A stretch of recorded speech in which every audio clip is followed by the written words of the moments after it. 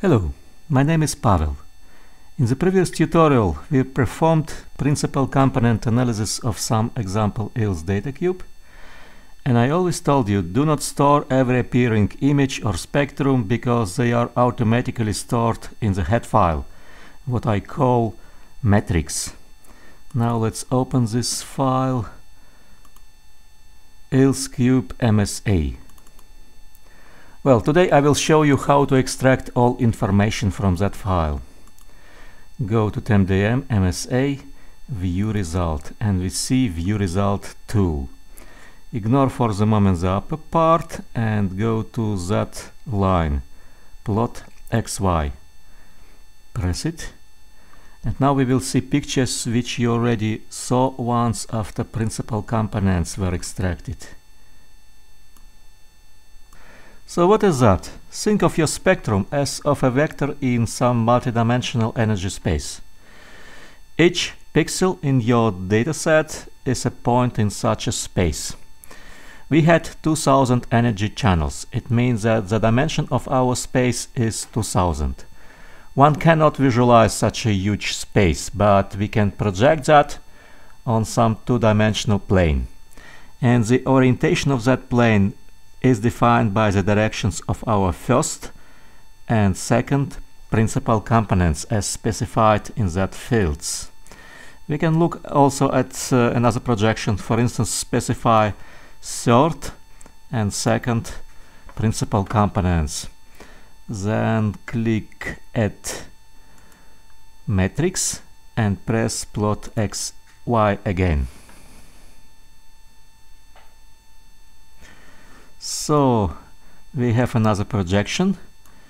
It's now caused in the second and third principal components. Then we can plot projection on third and fourth PCA components. Plot XY.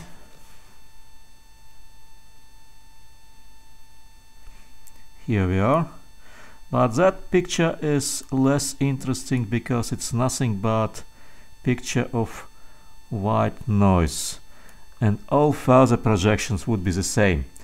So in that case the topology of our dataset can be completely understood with using only two projections. So let's close it now and continue to extract information from our matrix. The next line is loadings. Press it and we have loadings. It means spectra of all extracted components.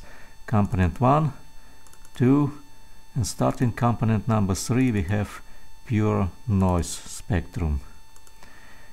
You also can display loadings in any desired range. For instance, we are interested in only noise loadings from 3 to 5. Now we have only noise spectra. Now we extract something you didn't see before. That is scores. Actually it is occurrence maps of our components. We have 5 principal components. It means 5 occurrence maps. This is actually data cube with a dimension of 5 across the invisible Z direction. And to see it we need the standard Gatten tool, slice. Now we can scroll through the maps. That is the occurrence map of the first component, that of second component, and starting component number 3 we have maps of pure noise. Finally, we can check how the extraction of components proceeded. That's very useful if you have any problems with convergence. Just press Get Iterations. Here is the number of iterations required for extraction of each component. It's interesting that the components with the highest variance are extracted quite quickly. But as soon as your component approach the noise component, it's more and more difficult to find the optimal direction. Here is the variance itself, how it changes with iterations, and normally it must converge, something like that, or like that. And here we have the difference between loadings between the neighboring iterations. It must smoothly decay. Here it's okay. Here I don't know why we have such a peculiarity, but starting the iteration number 8, it decays smoothly. Here everything okay, here as well, and here. You might wonder what are the options at the top of this viewing tool. Cluster. In principle, you can define some clusters inside your dataset and then treat each cluster separately. Cluster 0 means that there are no clusters in your dataset. The whole set is treated. PCA.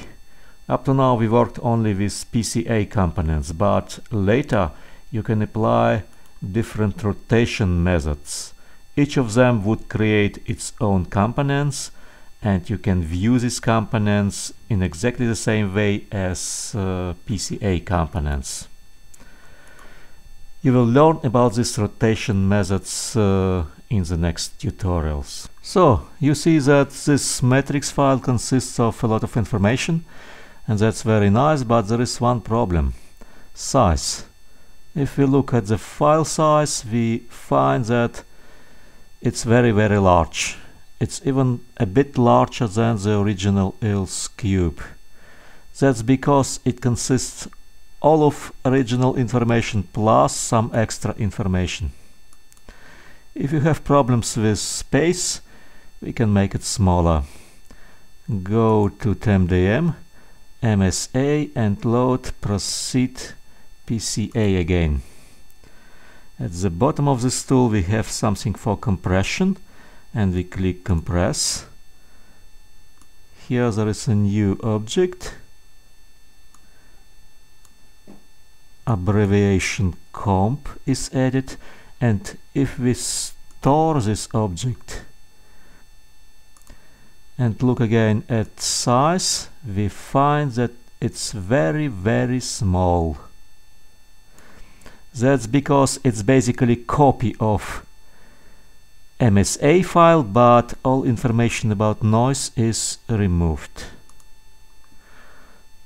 Still, everything about PCA analysis done up to now is there.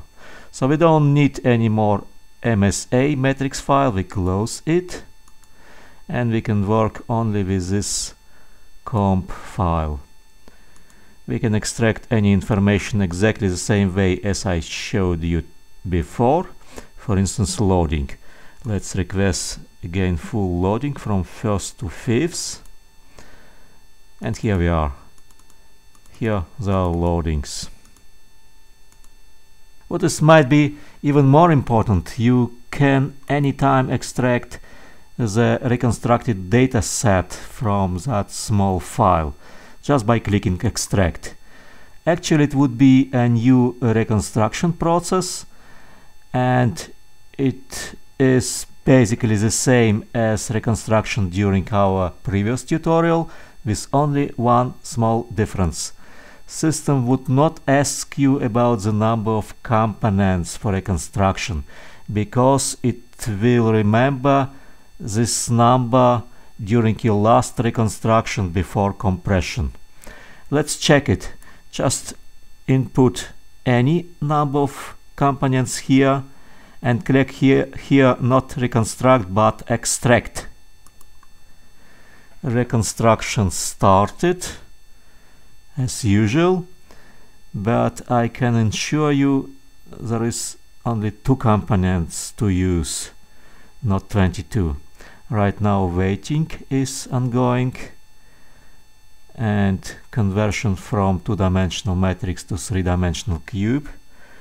Yeah, funny, compression itself is very quick, but decompression, extraction takes time because it's actually a reconstruction. Well, now it's finished, and we have the reconstructed data set, and you can check it's exactly identical to the cube you reconstructed during the previous tutorial. Well, in these 3 tutorials you learned the basic scope of the temDM MSM program. There is, however, much more stuff to explore, thus I invite you to join our next tutorials.